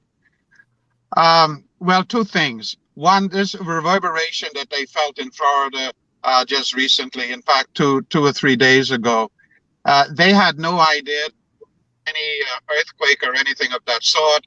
My family member there, my daughter there, they experienced it. One of the things that we must be aware of, and that is that tomorrow, when Biden is elevated to the post of president of the United States, right away he's going to sign the Paris Accord. And we go abroad. Our prime minister goes abroad, and environmental people go abroad, and they tout the fact that, hey, we're the country the most impacted by climate change and sea level rise, and we need more funds from these big countries, to deal with that. And so what a contradiction that we allowing oil to be drilling in our waters. How are we going to go to another meeting like that and say, hey, we're impacted by this, and they say, you Darville, go back to the Bahamas. You're allowing drilling there. They don't understand.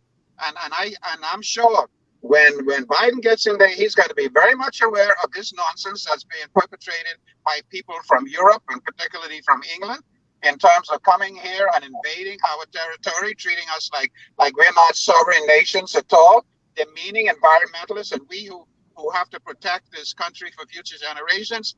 But let me throw something in here. I was speaking to environmentalists who frequent the Florida Keys, and he said to me, you know something?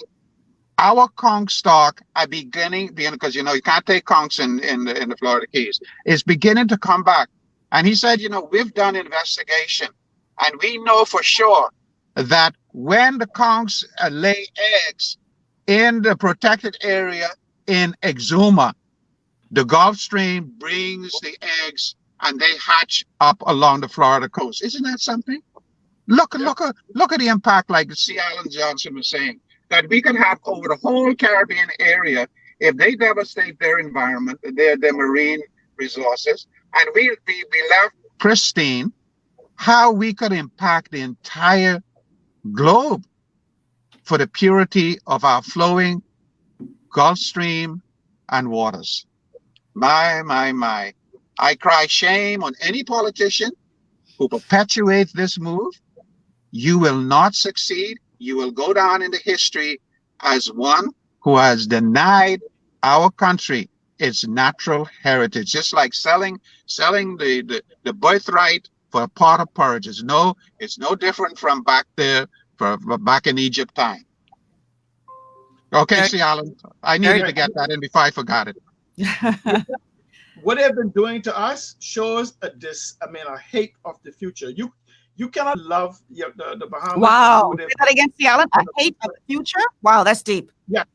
That's deep. Because what happens is that when you look at what we are and look at where we are, when you look at the fact that we never left the Paris Accord, and the mere fact that the United States is going back in with a big bang, the only way for the United States now to become competitive, the world is now moving away from the carbon future, net zero. They're moving to a net zero future. And so we never left. We're the third largest nursery in the world. the largest depositories of some of the most invaluable assets that is necessary around the world.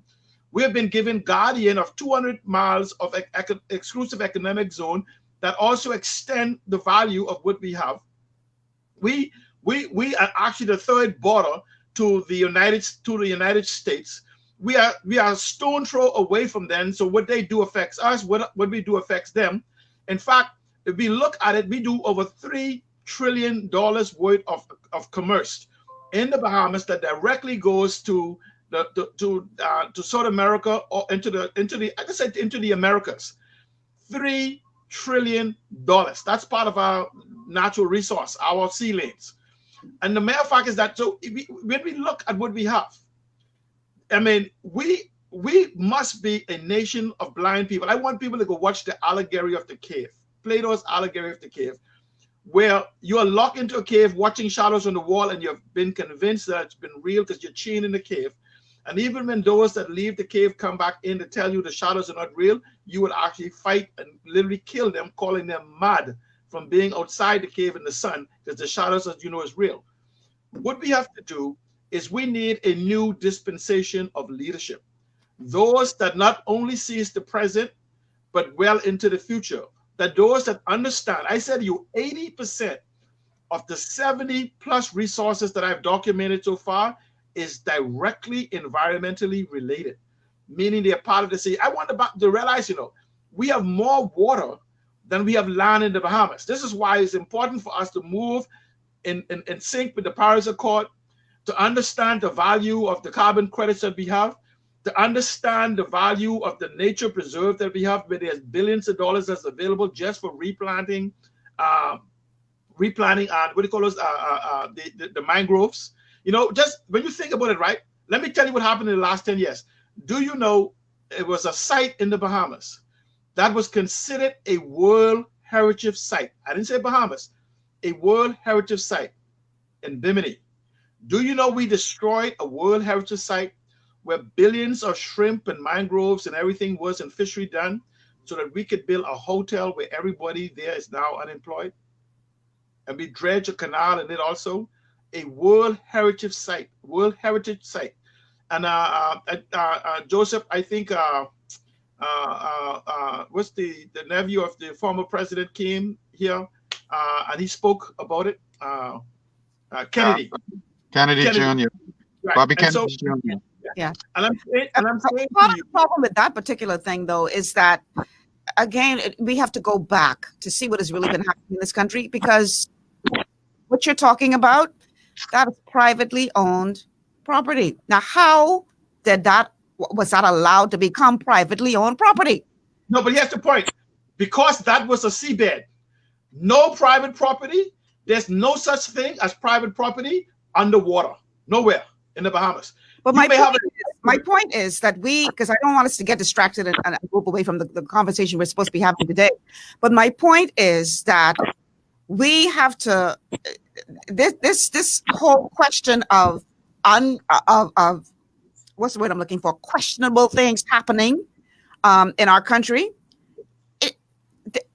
I'll put it this way. I had a conversation this morning with someone, and we were talking about corruption. And one of the things that I said to her is, I want you to understand that there's no political party in this country, at least not the two major ones, that have a monopoly on corruption.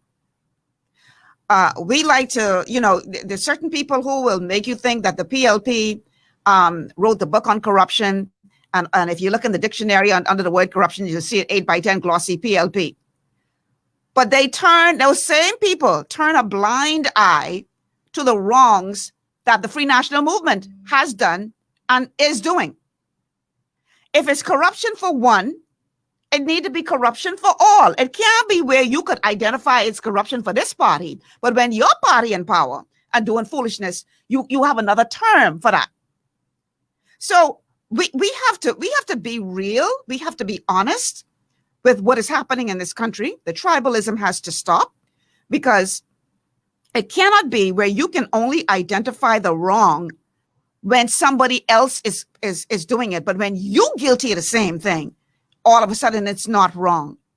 I said to my hairstylist today, as I was preparing to come to the show, she and I were talking about this. I said, if the PLP were guilty of some of the things that this administration has done in the last in this go round, people would be screaming from the top of the mountain at the top of their lungs. Oh, this is corruption. But yet you turn in a blind eye when it's happening under this administration. Until we decide to call a spade and stop sugarcoating wrong, stop cloaking wrong, because whether it's my good child, my good son, who are shooting up people and robbing people, but that's your good son, or whether it's your political party that is involved in malfeasance, but you don't want to call it that, until we get to the point where we are honest with ourselves, I dare say that this Bahamas will continue. The majority of people in this country will continue to live below the poverty line. Will continue to suffer. Will continue to feel pain, because nobody is going to give up privilege. If I am privileged, why should I just hand over to you? Why? When I enjoying the privilege.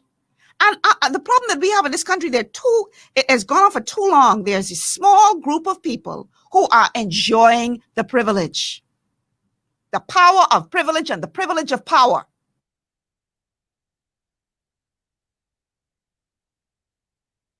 Michelle? These conversations 20 years from now, same conversation. Okay, all right. You went out there 1 second. Okay. Let me just bring in an issue here, and maybe both of you can elaborate on it. Is Sam coming in? Yeah, she's just joined us. She's having a hard time getting in, but I've just added her to the stream. So, Sam, okay. All right. Under the PLP government run by Sir Lyndon, he enacted the Immovable Properties Act. That was probably one of the most greatest pieces of legislation that this country could rely upon. That was rescinded by Prime Minister Hubert Ingram when he got into power. As a result of that, all of the keys between New Providence going all the way to the Keys, stretch of Keys to Exuma, after Exuma going to Long Island, all of these are now owned by foreigners. And they establish them like little fiefdoms. They have rules unto themselves. Even Bahamians who have problems with their boats, they cannot even go ashore to get help. They are met by people with guns and ammunition. That is what has become of our country. That is one thing that needs to be reestablished. And that will secure what was said about the seabed. That should not ever be sold to anyone. It can be leased if you have some development that's going to encroach upon the coastal area going into the sea itself. And that should only be leased, never sold. We will, our future generation, you look at New Providence, for example, you go from east to west and all the way around, you could count on one hand, less, but one hand, maybe one and a half, maybe seven, the number of properties owned by original Black Bahamians or poor white Bahamians. It is all owned by Eastern Road Knights, Bay Street Boys, and all the way around. It's like a fortification around, and all of our native Bahamians are pushed into the center, into a gut of hunger and starvation. That's what has become of our country, because our leaders have not seen to it that our people get the rightful acquisition and ownership of property that they could live. You know something? I got to put this in here. Just hit my memory. I did a observation recently, and I estimated that between 85 and 90% of all young men, and I'm only talking about young men, living in New Providence now own nothing, absolutely nothing. And I like to give you the example of growing up on the island. You know, if you went down to the next settlement to ask the hand of a girl or something to marry, the first thing you had to tell the father, I own land, and I have my house built up the Bell Coast. What do we own in this country? What do people own in New Providence, for example? Well, I dare say it's harder for you to own a piece of the rock in this country. It's Yeah, very, very and then when you have developments like in Baker's Bay, where land was sold for $1 an acre to foreigners, and then they built $10 million homes on there and sold them for $20 million, $30 million. And Bahamians are squished in between, not owning anything. That's what my people, my black brothers have done to me and to my future generations. And I cry shame on that. It's reprehensible, it is demonic, and it is treacherous, and it is treasonous. we traded one set of oppressors for another one who look like us. Worse. Let me tell you something is worse, because at least the white oligarchy, they had a certain fear and anxiety about black people, but now when you got the black leaders, they got the black people wrapped around their finger. They know their whole psyche, their whole spiritual inclination, and how they're devastated by all this stuff about sin, and so they can always bring it. It is one enslavement. In fact, it is worse than physical enslavement, psychological enslavement. That's what my people are suffering right now. Yeah. Gentlemen, we have to take a quick break, the final break for the show. And then when we come back, we're going to take a look at one or two of the Facebook messages. Again, our text line is 828-2543, 828-2543. And our call line is 828-3543, 828-3543. We'd love to hear from you. This is GPS, your global paradigm shift. Stay with us. We'll be back after the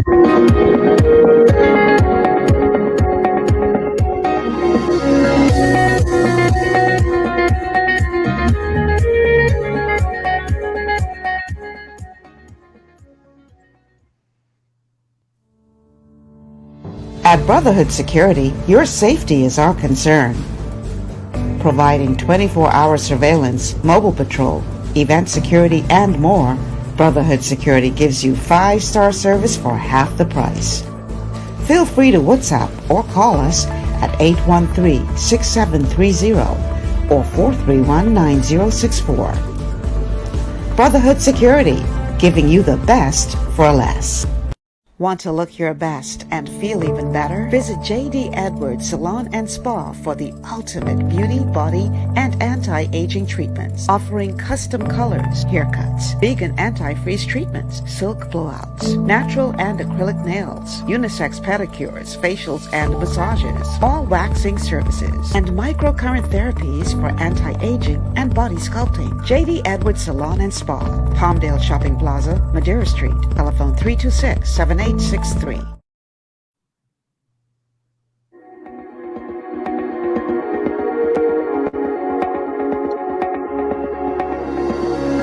thoughts, views, and comments expressed. And welcome back to GPS Global Paradigm Shift. I'm your host, Michelle Malcolm, and my guests today are C. Alan Johnson and Joe Darville. We're talking oil. Oil and water don't mix, but oil money sure do. And I promised that on this side of the break, we're going to read one or two of the messages that have been sent on Facebook. Margot Blackwell sending a message on Facebook saying, have we valued our carbon sequestering role in the planet, and in particular the west side of Andros? Who wants to tackle that? I will. Let me say this. The Bahamas sequesters billions of tons of carbon per year by the virtue of the sun, the ocean, and the winds. We have yet did not even tap one time. We could go to the Nature Conservatory site, the BNT site, and other sites, and especially the global people, they will tell you the value of the carbon sequestration ability of the Bahamas. We have not tapped into it. In fact, we have only did a courtesy look at it to make the determination of $10 to $12 billion. A careful examination will probably put us closer to $20 billion in our capabilities. Not only that, but also when we begin to add to our position in the role that we would play for America and others, we become the carbon sequestration location for America as it moves towards achieving its our goal of joining the Paris deal. We just have to have a conversation of where we want to go and where we want to be. But we must understand that power concedes nothing without a demand. And power, however, does not concede to the demand of an emasculated constituent. We cannot demand for anything that's ours while on our knees. So it's time for Bahamians to begin to stand up and demand more from our individual leaders. See, the problem is they've done an excellent job at having us scream at the CAN, scream at the PLP, scream at the FNM, while allowing the individuals who make decisions on our behalf. We only need to take control of 20 of our constituencies and to make sure that those 20 leaders do what we expect them to do, and we will get what we want. Joe spoke about the land, When you begin to look at, when you say, let's surrender the rest of the land in the Bahamas, but when you look at alone, when he talked about Albany, the money they raised for building a house, understand this. When I build a house for $150,000, the mere fact that it cost me $150,000 to build doesn't negate the value that it actually has a retail value of maybe $225,000 to $250,000. And so when we begin to look at what's been taken from us, a land trust would allow us to reacquire assets that we think is out of the reach of the ordinary Bahamians. So in essence, the Bahamas government, the Sovereign Wealth Fund, will begin to have first right of refusal for all land that is sold in the Bahamas. This is not nationalizing anything. If you want to move towards to sell your land, the Sovereign Wealth Fund will buy it back on behalf of Bahamians. When we look at Singapore, 85, we left to admire Singapore, but 80 to 85% of all the land in Singapore is owned as a collective for the people. It doesn't stop you from developing. If you want to build a hotel, we become partners with you in the hotel. In 99 years, you should have recovered whatever monies you put in that hotel or whatever period that we negotiate for. But when you look at Bahama, we've given $1 billion worth of land, and we got nothing but JOBS, just over broke suckers in the just over broke system. So what we have to do is we have to change our mindset and understand there's new techniques of us reclaiming the Bahamas from what we've allowed to happen to us, but we cannot put the same type of leaders into the country that want to continue the same regime. And so we have the resources to buy back what has been taken from us. We're not talking, you'll hear the people come all the time, oh, you can't nationalize, whatever. Do you know the government has one thing? The government has no money. The government get 100% of its revenue from taxes, from taxing us in this country. So guess what? Tomorrow, right, that Simon brags about the oil having no tax. We could just say that we want 105% tax on any oil leaving the Bahamas that coming out of the ground. And he's free to take it up. Take up $1 worth of oil, give us $1.05 in taxes. See, so there's no such thing, and this is why they try to play on you to use word like nationalization. You could imagine that he's out there drilling right now, claiming that he can't stop. That means it's a catastrophic, something catastrophic was to happen. He's telling us we're screwed, that he can't stop. How do you start drilling with the inability to stop at any moment? Yeah, they're playing us. They are playing us for fools. And I'm simply saying leadership is not standing up for us because we have conditioned them to oppress us. This is the time now that the Bahamas is flat on its back economically. This is the time for Bahamians to come together to recognize that you're sitting in a $1 trillion environment. We are talking about billions of tons of aragonite. We're talking about in February of 2012, the Minister of the Environment made an announcement that the Bahamas produces 5 billion tons of sand. This is not aragonite that can be harvested environmentally without impact. 5 billion tons of sand. This is, I didn't talk about aragonite. We are now realizing that the Bahamas actuary, where we grow fisheries, is in excess of the $1 trillion value because of its impact globally. We are talking about the carbon credits. We're talking about the largest area of mangroves in this hemisphere. We're talking about the largest fishing flats in this hemisphere. We have so much. This is what I'm saying to you. 80% of the resources in the Bahamas is environmentally based. It's important for us to begin to have a true conversation on a sovereign wealth fund and its proper constitution that rips the power of corruption, the things that cause them to be corrupted, away from our leadership, so that we can send people to Parliament for two purposes, just what it says, for laws and policies for good governance and development of the people. Because all right, these I want to go to a couple of messages because we're low on time. I want to go to a couple of the Facebook messages. This one by Trevor Morley says, both the PLP and FNM are responsible for the destruction of the beautiful country, and both parties need to be kept out of the House of Assembly come 2022 elections and banned from the House forever. Boy, Trevor, there's some fighting words for some people. You better watch your back. Another one, Charles Clark says, C. Allen is on point. Never give up the land. God only making more land in Hawaii. Nowhere else. Dorinda Forbes, tax the oil, she asks, while will be on the back of the boat to give, I guess she means who will be on the back of the boat to give an account on the amount of oil leaving the country? Good question, Dorinda Forbes. And Charles Clark says, we have been sold and even bought the idea that the Bahamas is without value. And there is the problem. There lies the problem.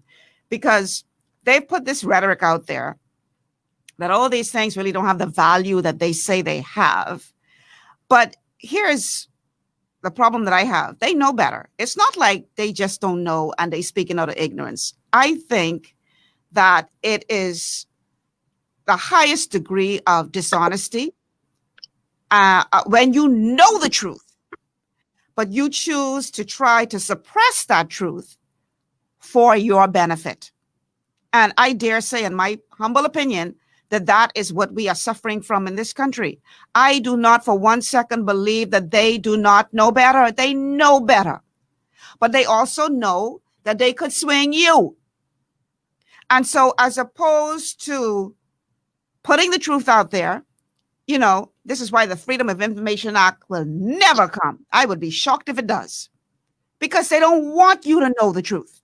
Why are they holding this information so close to their chest? Because they know that if you get the knowledge, if you really know what's going on in this country, then you will demand so much more from them. So as long as they can keep you in the dark, keep the society dumbed down, then the few will continue to benefit from the national resources. And they believe all they should be able to do is show you a couple of jobs. What you making noise about? We giving these people jobs. Meanwhile, they and their offspring for generations are living like kings and queens while you struggling. Go ahead, Joe. Yeah, I just wanted, I don't know how much time we have left, but I'm glad. We have 4 minutes left, so we got to wrap it up. So go ahead. A couple points, and that is that, you know, Bahamians, a lot of Bahamians have been duped about this wealth fund, and they figured that we're going to get $1 billion in there as soon as BPPC strikes the oil in the Bahamas. That is a bunch of foolishness. Even Potter came out the other day and said, We're having some problems with your audio, Joe. Okay, all right. We can hear you now. We can hear you now. There will be 6 years before we even see a dime, if we see anything, because they got to pay up all these other people. But the fact is that we have so much to offer the world. You know, 60%. Like I'm breathing in pure air right now. Comes from our ocean. And can you imagine if that is polluted? What's going to happen to Florida? What's going to happen to the Bahamas? We'll be breathing in oil. We'll be breathing in oil. When we go down into the Equinor area now, when we come out there, it takes us about 2 hours actually to kind of get all of that stuff out of our system, our lungs, from breathing in oil that's been there since Dorian on the ground. So come, my people. You know, get on there, sign the petition. But the fact, this is what I was going to say. Now I remember. The fact is that because there's no Freedom of Information Act, that's why we have to go to GRW, Judicial Review. And we have done a whole session on that, telling the people why we have to do that, because we know nothing about the agreement that made between this BPPP PP company and the government from very beginning. So we're going to find that out, and that's when we're going to have the ammunition to stop those bloody bastards who come into our country and treat us because they call us a bunch of rocks, and when they get all the oil and gold, they're going to leave us still a bunch of rocks. That's what they say about us. See, Alan, 1 minute. Now, see, Alan, I know you're out of time. 1 minute to wrap it up. Beginning today, I need everyone to call their individual MP, FNM, PLP, and every aspirant and demand that they release this agreement, put it in the public domain. If your aspirant do not get up today and begin to demand that this agreement be released, both FNM and PLPs, then you know where their loyalty belongs. This agreement is for your assets. What we also must do, if you're listening, I encourage you, the 80% of the resources worth trillions of dollars, that's millions of dollars for each individual Bahamians, that you should ask your children to become environmental ambassadors. Become educated. I mean, Joe Darville and others have been doing it. This must now go at hyper speed for indoctrination of learning of what the value is, and understand that it's 80% of the environment, and the world is moving towards the blue and green economy. And if they want to be the next millionaires and billionaires in the world, it starts with the assets in their hands, in their yard now. But if you do not fight for it, you do not deserve it. Your minute is up. Somebody is asking, where do they sign the petition? Joe, can you give them some information on that, please? Yeah, if they go online and look up the Facebook, our islands, our future petition there. Sorry about that. We have a lot of English people signing it, wanting oil. Repeat it again for me, please, because I accidentally removed it. That's our islands, our future. Yes, that would bring up the site to go on and sign the petition. All right, gentlemen, thank you. Time is gone. Thank you so much for being a part of this discussion today. Lord, we got plenty of work to do. Pray out, strengthen the Lord. Like people say, but we got to do more than pray, people. We have to really demand better. And until we get to that point where we demand better, we will continue, I dare say, to go through what we're going through right now. We tried to get Sam on, but we couldn't get her. But I'm going to end this broadcast with a text that she sent me on my personal phone. It says, understand, until the government is transparent in all the dealings, this will continue. That's going to do it for today's show.